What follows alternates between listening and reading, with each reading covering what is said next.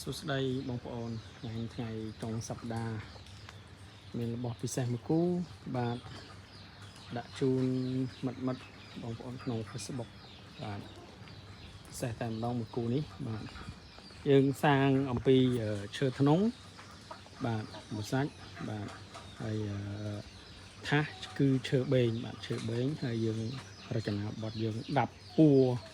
រុំជំវិញកបាទហើយកយើងគឺរ៉ែរោមបាទរ៉ែរោមតែម្ដងស្អាតបាទស្នៃបាទមួយគូបាទវគ្គនេះយើងធ្វើរបៀបជាកវែងបាទ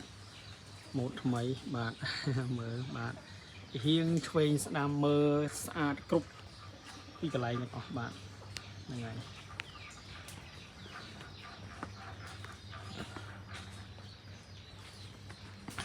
ស្អាតតែម្ដង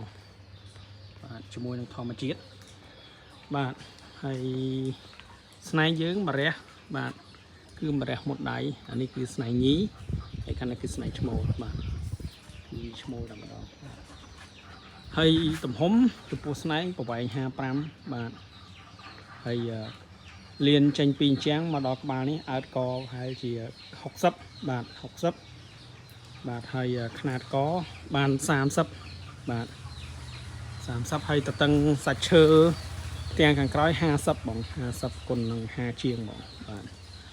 ស្អាតសម្រាប់មួយគូនេះបាទធម្មជាតិតែម្ដងបាទຂະຫນាតធំຂະຫນាតសាច់ឈើធំ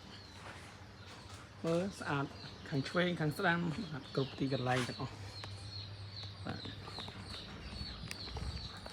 អរគុណបងតាក់តងលំអិតក្នុងឆានអរគុណច្រើន